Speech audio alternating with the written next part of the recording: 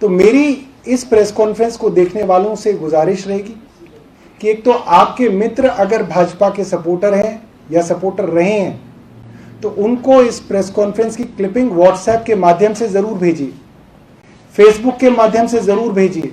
हमारे टीवी वाले दोस्त भी इसको भेजेंगे, मगर अगर वो ना भी भेज पाए तो सोशल मीडिया से इस चीज़ को ज़्यादा से ज़्यादा शेयर करें ताकि वो लोग भी सोचने पे मजबूर हों और समझें कि कैसे एक राजनीतिक दल अपने ही वोटर्स को, अपने ही वर्कर्स को कैसे एक स्ट्रेटजी के तहत एक मोहरे की तरह इस्तेमाल करता है। दिसंबर 11, 2019 पे देश की पार्लियामेंट में सीएए बिल पास किया गया। 3 दिन बाद 14 दिसंबर को दिल्ली नोएडा एक्सप्रेसवे, जो 6 लेन का एक चौड़ा एक्सप्रेसवे है, अच्छे लोग उसको पार नहीं कर सकते हैं, उस 6 लेन के एक्सप्रेसवे को मात्र 10 महिलाओं ने जाम कर दिया।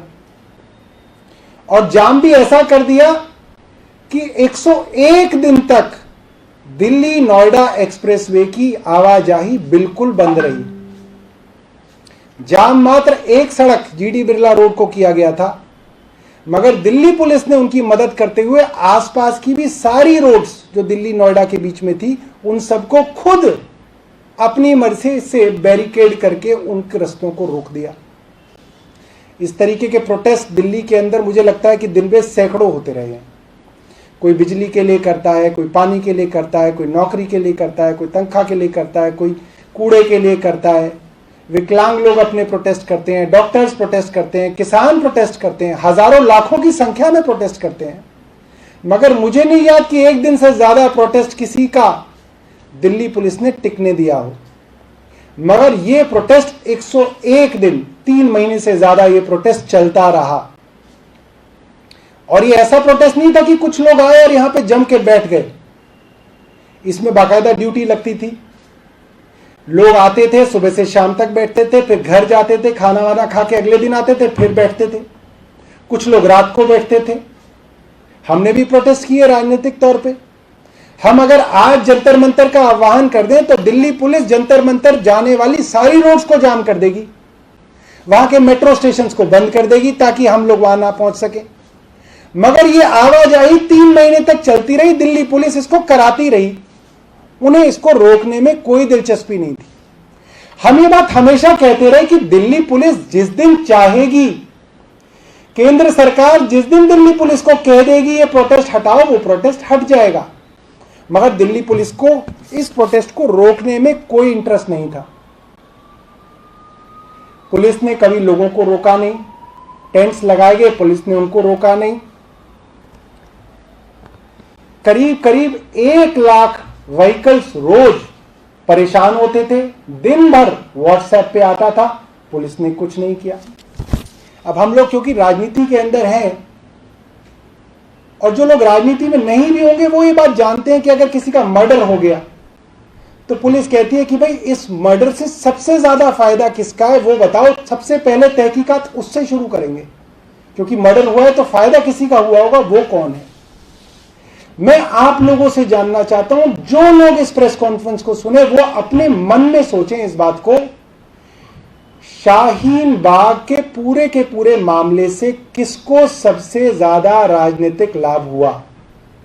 कांग्रेस को हुआ, समाजवादी पार्टी को हुआ, टीडीपी को हुआ, आम आदमी पार्टी को हुआ या भाजपा को हुआ? आप सब जानते हैं मन में शाहीन बाग का राजनीतिक फायदा किसको हुआ और किसने इसका फायदा लेने की पूरी कोशिश की। दिल्ली का चुनाव बिजली पे लड़ा जाता था, पानी पे लड़ा जाता था, सड़क पे लड़ा जाता था, पोल्यूशन पे लड़ा जाता है, डेंगू पे लड़ा जाता है, एमसीडी की बातों पे लड़ा जाता है।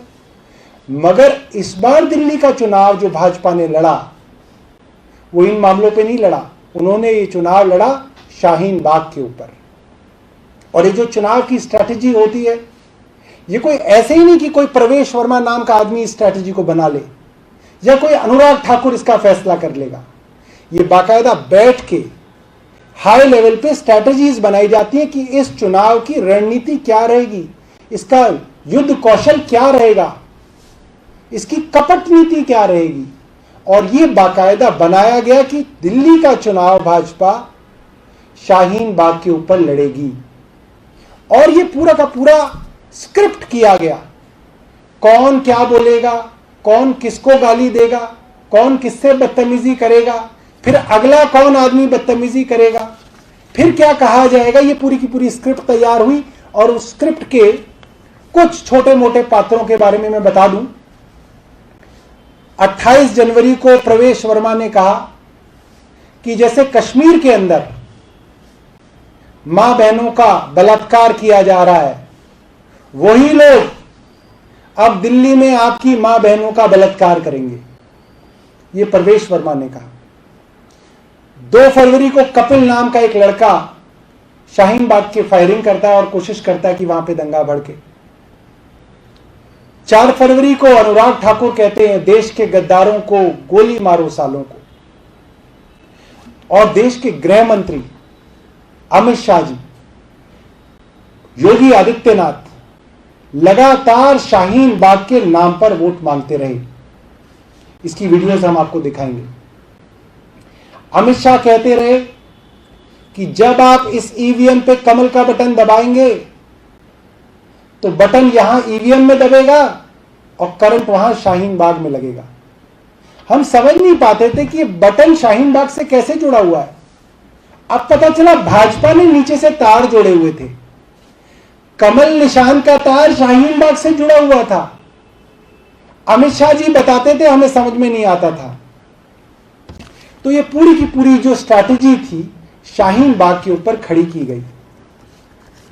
उसके बाद लोग कोर्ट्स गए, हाई कोर्ट गए, सुप्रीम कोर्ट गए। हाई कोर्ट तक ने कहा कि यहां पे शाहीन बाग का जो मामला है प्योरली लॉ एंड ऑर्डर का मामला है, दिल्ली पुलिस को इसके ऊपर यथाउचित कार्रवाई करनी चाहिए। दिल्ली पुलिस ने कोई कार्रवाई नहीं की। कहा जाता था कि वहां पे देश विरोधी नारे लग रहे हैं, लोग भारत के टुकड़े करने के नारे लगा रहे हैं, लोग पाकिस्तान जिंदाबाद के नारे लगा रहे हैं। अरे भाई, नारे लगा रहे हैं तो आपने पकड़ा क्यों नहीं? दिल्ली पुलिस चूड़ियां पहन के बैठी हुई थी, दिल्ली पुलिस ने कुछ नहीं कहा। मगर हां, यह जरूर कहा जाता था कि वहां पे नारे लग रहे हैं। वहां पे कहा जाता था कि पैसे बांटे जा रहे हैं।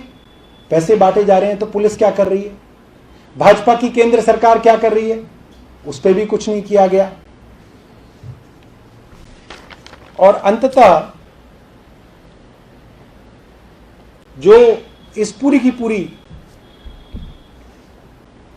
शाहीन बाग की आज की प्रेस कॉन्फ्रेंस का कारण है, वो ये है कि इस शाहीन बाग के अंदर ऐसे भी बहुत सारे लोग लगे जुड़े। मुझे लगता है ऐसे बहुत सारे जेन्युइन लोग भी होंगे जो प्रो डेमोक्रेसी लोग थे, जिनको लगा कि हम प्रजातंत्र को बचाने यहां पे जा रहे हैं। और मुझे लगता है उन लोगों को भी आज बहुत बड़ा झटका लगेगा कि जिस प्रो डेमोक्रेसी के कैंपेन के अंदर वो जाते थे शाहीन बाग में, उनको भी वहां पे धोखा दिया जा रहा था, उनको भी वहां पे मैनिपुलेट किया जा रहा था। और इस पूरे के पूरे व्यू रचना के पीछे जो रचनाकार था, जो स्ट्रेटेजिस्ट थे, जो चक्रव्यूह की जिसने रचना की थी, वो भाजपा थी। और कल भाजपा के नेता दिल्ली के अध्यक्ष आदेश गुप्ता जी ने और श्याम जाजू जी ने खुद प्रेस कॉन्फ्रेंस करके मंच सजा के बताया कि शाहीन बाग के जो प्रमुख नेता थे वो सब लोग अब भारतीय जनता पार्टी ज्वाइन कर चुके हैं और उन्होंने उनको ज्वाइन कराया। तो क्या भारत के विरोधी नारे लगाने वाले लोग अब भाजपा के अंदर आएंगे, या वो भाजपा के ही लोग थे और सिर्फ दिल्ली का चुनाव खराब करने के लिए वो भाजपा के इशारे पे शाहीन बाग बना के बैठे हुए थे? क्या वो लोग जिनके बारे में प्रवेश वर्मा कहते थे कि ये हमारी बहन बेटियों का घर में घुस के बलात्कार करेंगे, अब वो भाजपा के अंदर आएंगे और अब वो देशभक्त कहलाएंगे, या वो भाजपा के ही थे, सिर्फ वहां पे बैठे हुए थे? दोस्तों, हमने इस शाहीन बाग के प्रोटेस्ट को बहुत करीबी से देखा है और अक्सर ये बात सामने आती थी कि यहां पे अनजाने लोग आके दंगा भड़काने की कोशिश करते थे। अनजाने लोग आके ये कहते थे कि चलिए उस रोड को भी जाम कर दिया जाए, चलिए एक पूरी की पूरी एक रैली निकाली जाए, और कोई पुलिस इन्वेस्टिगेशन इसके ऊपर नहीं की गई कि ये लोग कौन थे। आज मैं उन सब भाजपा समर्थकों को बताना चाहता हूं कि जिन शाहीन बाग के लोगों को आप पानी पी पी के पूरे दिल्ली के चुनाव में गाली देते रहे, देश विरोधी कहते रहे, अपनी मां बहनों की रक्षा उन लोगों से करते रहे, वो आपके भाजपा के ही लोग थे जो आज खुल्लम खुल्ला आज भाजपा के अंदर ज्वाइन कर चुके हैं। अब मैं आपको कुछ वीडियोस दिखाना चाहूंगा जिससे थोड़ी सी यादें जो है हम सबकी ताजा हो जाएंगी।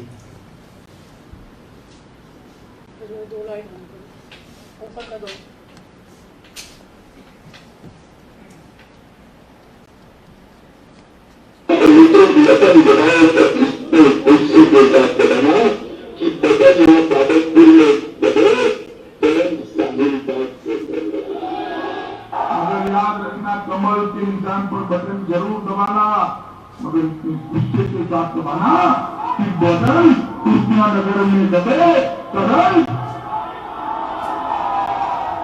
करण कहाँ लगे, कहाँ लगे? देखिए, अरविंद केजरीवाल भी ये कहते हैं कि मैं शाहीन बाग के साथ हूं, और दिल्ली के उप मुख्यमंत्री मनीष सिसोदिया भी कहते हैं कि मैं शाहीन बाग के साथ हूं। दिल्ली की जनता जानती है, जो आग आज से कुछ साल पहले कश्मीर में लगी थी, वहां पे जो कश्मीरी पंडित हैं उनकी बहन बेटियों के साथ में रेप हुआ था, उसके बाद में वो आग यूपी में लगती रही, हैदराबाद में लगती रही, केरल में लगती रही, आज वो आग दिल्ली के कोने में लग गई है। वहां पे लाखों लोग इकट्ठे हो जाते हैं और वो आग कभी भी दिल्ली के घरों तक पहुंच सकती है, हमारे घर में पहुंच सकती है। ये दिल्ली वालों को सोच समझ के फैसला लेना पड़ेगा। ये लोग आपके घरों में घुसेंगे, आपकी बहन बेटियों को उठाएंगे, उनको रेप करेंगे, उनको मारेंगे।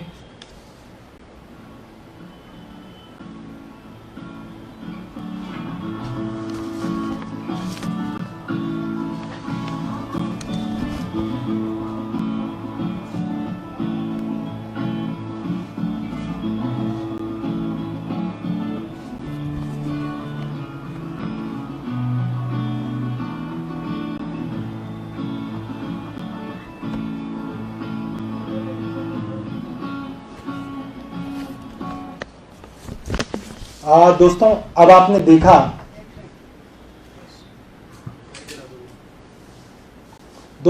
देखा कि दिल्ली के चुनाव से पहले शाहीन बाग का प्रोटेस्ट एक ऐसा प्रोटेस्ट था जिससे पूरे देश को खतरा था।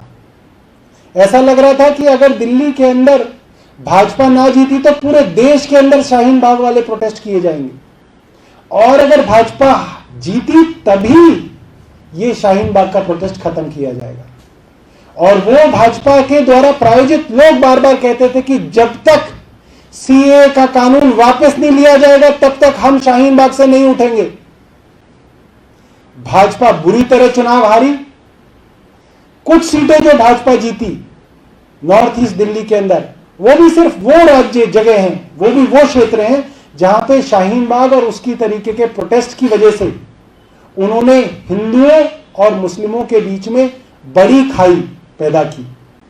एक दूसरे के खिलाफ दोनों संप्रदायों को भड़काने में कामयाब रहे। सिर्फ उन जगहों पे उनकी 4 सीटें आई। दिल्ली के अंदर शाहीन बाग के ऊपर चढ़ के भाजपा 18% से बढ़कर 38% तक जरूर पहुंची। ये बात भाजपा के नेता कहते हैं प्राइवेट में कि हमारा 18% वोट शेयर था जो हमारे अपने छोटे छोटे ओपिनियन सर्वेज में आ रहा था, और उसको शाहीन बाग के ऊपर खड़ा करके हमने 38% तक पहुंचाया। मगर शाहीन बाग जब दिल्ली के अंदर भाजपा हार गई तो शाहीन बाग के कारण दिल्ली के अंदर दंगे किए गए।